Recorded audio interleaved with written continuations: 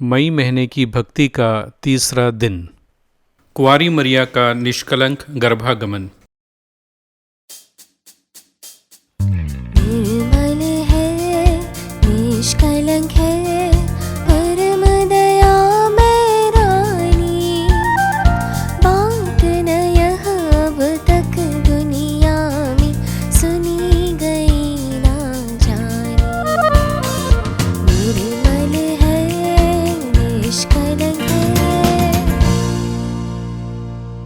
संपूर्ण ब्रह्मांड की सृष्टि के पश्चात शैतान के बहकावे में आने के कारण हेवा के मन में अहंकार छा गया। इस कारण उसने ईश्वर की आज्ञा का उल्लंघन किया, जिससे संसार में पाप का आगमन हो गया तथा आदिकाल से मानव पाप के दलदल में डूबा रहा। इस मानव मुक्ति योजना हेतु करुणासागर पिता परमेश्वर की इच्छा थी कि शरीर धारण के पहले पूर्व नियोजित क्रिस्त की माता स्वतंत्रता पूर्वक इस पावन कार्य को स्वीकार करे, क्योंकि यह उचित था कि जैसे हेवा ने इस संसार में मृत्यु लाने में हाथ बटाया, उसी प्रकार दूसरी स्त्री उसे पुनः जीवन प्रदान करने में सहयोग दे।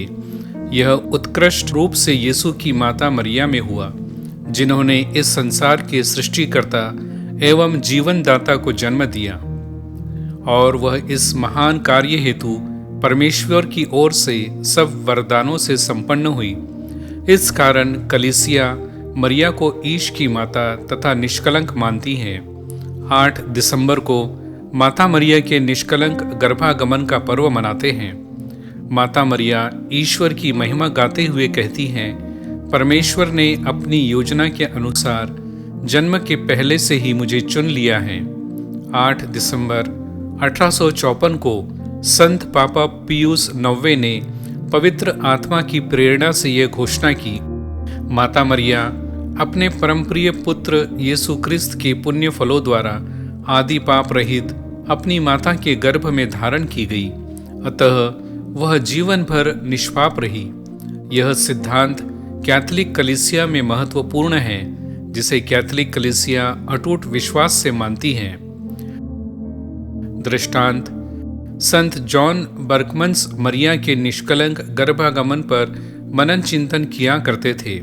बाल्यावस्था से ही यह उसका नियम बन गया था। फलस्वरूप उसे ईश्वरीय बुलाहट प्राप्त हुई। उसने स्वयं का जीवन ईश्वर की सेवा में समर्पित किया। उसकी आत्मा की सुंदरता उसके मुखमंडल पर झलकती थी। वह मरिया का परम भक्त था। उसने अपने खून से यह लिख दिया था कि ईश्वर ने धन्य माता मरिया को निष्कलंक जन्म दिया है। माता मरिया उसकी श्रद्धा भक्ति से अत्यंत प्रसन्न हुई और अपने भक्त को तुरंत स्वर्ग में बुला लिया।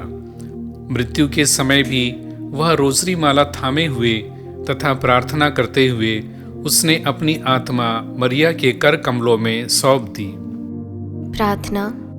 मेरे जीवन के शक्ति स्वरूप प्रभु यीशु, तू जीवन भर मेरा हाथ थाम कर मेरे जीवन का संचालय करता है। परम पिता ने मुझे जता दिया है कि तेरा हाथ ग्रहण करने से ही मेरी उन्नति होगी।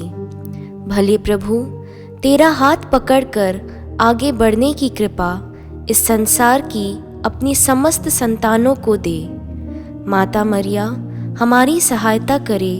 आमीन। आइए आज हम सब अपने परिवारों में महिमा के रहस्यों पर मनन चिंतन करते हुए माला बिनती बोले और सारे संसार में आज जो कोरोना महामारी की परिस्थिति निर्माण हुई है, उसके जल्दी रोकथाम के लिए प्रार्थना करें।